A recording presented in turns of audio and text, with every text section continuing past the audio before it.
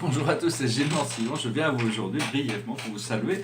J'espère que vous, comme toujours, vous passez une excellente journée. Tous les jours, je n'ai jamais besoin de raison pour être heureux, pour passer une bonne journée, pour chercher la joie, la légèreté et le bonheur. Donc je vais tirer quelques cartes pour voir pour la journée, qu'est-ce que le tarot pourrait nous révéler. Alors c'est vraiment la carte de l'intuition aujourd'hui, c'est la déesse Isis, c'est la mer, la lune, c'est le bienfait qui vient du progrès tout est révélé à travers l'intuition, comme disait Emmanuel Kant. L'intuition est essentielle, c'est la voie intérieure, c'est suivre, savoir que bon, tout ne peut pas se révéler d'un seul coup, mais les choses se révèlent progressivement. Ce qui est invisible, qui est encore invisible, qui va se présenter, c'est Dangerous Pussy, le passé. Alors ici, le passé, ça représente toutes les mémoires akashiques. Il faut pouvoir l'intégrer de manière avec compassion. Il faut regarder son passé avec bienveillance et compassion. Ce que l'on voit dans le monde physique présent actuellement, c'est Shakti, l'esprit de l'arbre. Et donc bon, c'est vraiment ça, on voit qu'on est en train de grandir, on fait des progrès, donc c'est vraiment apprécier ce progrès de plus en plus. La chose sur laquelle on est en train de travailler, c'est l'humour, le dernier rire, c'est-à-dire le futur, c'est-à-dire prendre les choses avec légèreté. Vu que de toute manière, on ne sait pas ce qui arrive, autant de se préparer pour des bonnes choses. Et donc c'est la voie qui nous permet de trouver l'humour qui nous libère des situations. Et ce qu'on va apprendre de tout ça, le résultat de ce procédé, c'est le feu du sacrifice, c'est-à-dire que il y a toujours, dans la vie, il y a toujours des sacrifices à faire. On sacrifie quelque chose de petit pour obtenir quelque chose de bien plus grand. Donc c'est toujours ce procédé. J'espère que ce message aura un sens pour vous. Bon, on est tous des programmations un peu différentes, mais bon, on est tous. L'amour reste la seule chose que l'on recherche tous. Tout existe grâce à l'amour. S'il n'y avait pas cet amour, la vie n'existerait pas. L'amour de l'univers, l'amour de Dieu, l'amour de la source. Tout est inclus. Et dans les plans supérieurs, dans tous les mondes célestes, tout le monde sait et vit grâce à l'intérieur de cet amour. Sinon, la vie éternelle ne serait pas possible. Il faut vivre dans un état de plénitude pour pouvoir comprendre, s'ouvrir à des connaissances supérieures.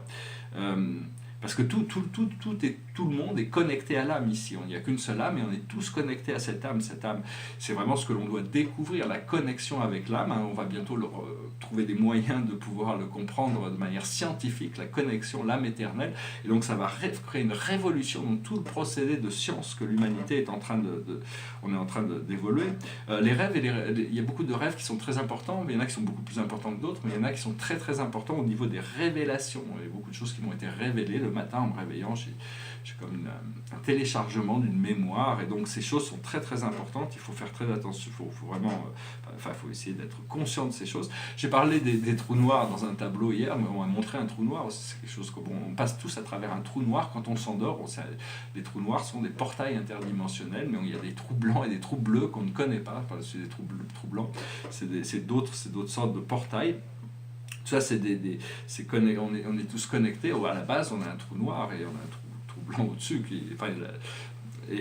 Donc, c'est arriver à reconnaître notre nature primaire, qui est l'amour. L'amour, c'est la première nature de Dieu. Même si Dieu est un créateur dans ses attributs, l'amour est la première. L'amour, la miséricorde et le service, le ministère. Donc... Voilà, il faut arriver à se libérer, parce qu'il y a toutes sortes de programmations qui ont été créées pour créer des sortes de conditionnements à accepter des fausses croyances qui nous rendent malheureux, alors que si on arrive à se déprogrammer pour devenir contemplatif, d'arrêter l'esprit mental pour rentrer plus dans une expérience connectée avec notre cœur, notre âme, qui nous révèle les plans. Une fois qu'on est rentré dans les plans de notre âme, on est comblé. Donc vraiment, il faut savoir que le cœur inclut tout. Il faut vraiment pouvoir laisser le cœur tout englober, que le cœur englobe tous les chakras. Donc voilà, c'est vraiment un travail continu. Il faut arriver à pouvoir mettre plus d'amour, avoir vraiment, parce que le cœur il y a eu une sorte, il ne faut pas s'accrocher aux blessures du passé, parce que sinon elles nous emprisonnent, elles nous empêchent d'aimer. Donc c'est très important de pardonner, de libérer. Et donc voilà, j'ai peut-être ma caméra qui n'est pas très droite, je suis un téléphone avec une grosse pile de livres. Alors dans cette pile de livres, il y a Hésiode, la Théogonie, il y a la critique de la raison pure d'Emmanuel Kant, il y a la République de Platon, parce qu'on montrait la connaissance qui supporte la caméra, elle n'est peut-être pas très droite, mais il y a l'esthétique de Hegel, il y a la Divine Comédie de Dante, il y a George Orwell, 1984, les Clés de Enoch, 2 livres d'Urantia, et tout en bas, il y a le catalogue raisonné de Manet, Cézanne, Goya, Modigliani, Seurat et Monet. Voilà, c'est une pile de connaissances sur lesquelles cette caméra s'appuie, parce que bon, il faut que je renouvelle mon équipement. Je vais parler un petit peu de ce tableau derrière moi. Oui, c'est les tableaux qui sont sur le même thème. Celui-là date de 1999. C'était un des tableaux que j'avais fait à Denver quand j'habitais dans le Colorado. Ça, c'est le premier tableau que j'ai fait enfin quand je suis rentré en France. Vraiment, il y a un changement de coloris, hein, vraiment, c'est assez évident. Bon, moi, j'habitais aux États-Unis, puis en 2001, je devais voir une grande galerie à New York avec un associé, puis il y a eu les attentats du 11 septembre, je n'avais pas de plan B, j'étais en vacances en France, il a fait que je redémarre tous mes projets, donc je me suis un petit peu essayé de m'adapter à la vie française. Maintenant, bon, ça fait quand même 17 ans. Donc voilà, ça c'était le premier tableau de 2001, ça représente les 7 grandes familles.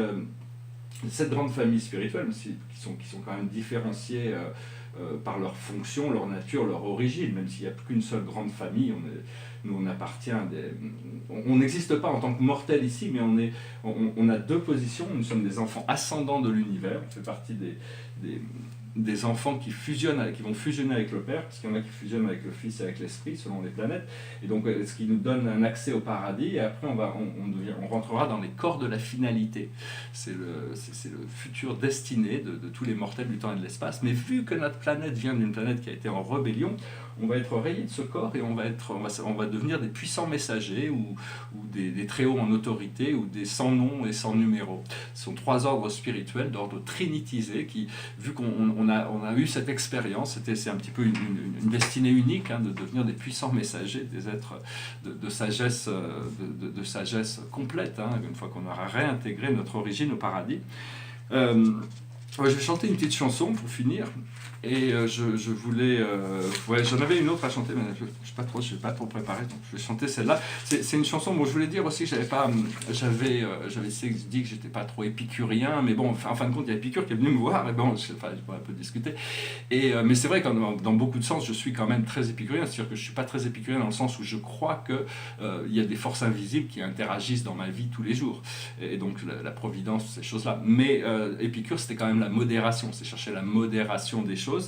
Et c'était le philosophe, pour lui l'amitié c'est quelque chose de très fort, et pour moi l'amitié c'est aussi c'est une valeur qu'on partage complètement, c'est une des choses les plus fortes qui puisse exister, et pour l'homme, et c'était le philosophe du bonheur, c'est le premier qui a mis le bonheur, l'épanouissement, le bonheur au centre des choses. Donc vraiment, à ce niveau-là, je suis très épicurien, comme je suis aussi spinoziste, dans le sens où chercher la joie sereine. Mais cette chanson-là, elle est intéressante, c'est une chanson philosophique qui représente un peu une sorte de... Enfin, moi, j'ai jamais trouvé des rapports un peu philosophiques. C'est dans le chef-d'œuvre de Marc Aurèle, Les Pensées pour moi-même, le grand empereur romain. Il communique avec son guide intérieur qui lui explique que toute la vie n'est rien. Dans un moment d'éternité, tout sera de la poussière et tout le monde aura tout oublié. Il y aura autre chose qui le remplacera. Donc, carpe diem, profitez de la vie maintenant, parce que tout ce que l'on pense être n'est en fin de compte qu'un procédé transitionnel. C'est une chanson qui s'appelle Dust in the Wind. It goes like this. I close my eyes only for a moment, and the moment's gone. All my dreams pass before my eyes, a curiosity, dust in the wind. All we are is dust in the wind. Same old song, just a drop of water in an endless sea. All we do crumbles to the ground, so we refuse to see. Dust in the wind. All we are is dust in the wind. Now don't hang on. Nothing lasts forever but the earth and sky. It slips away, and all your money won't another minute back. Dust in the wind. All we are is dust in the wind, dust in the wind. All we are is dust in the wind. Voilà, je vous remercie. C'est vrai qu'elle n'est pas très gaie. Il y avait une autre chanson qui était un peu plus inspirée, qui est plus gaie, mais elle est plus dure à chanter. Je l'avais pas du tout. Il faudrait que je l'écoute quelques fois quand même avant de la chanter.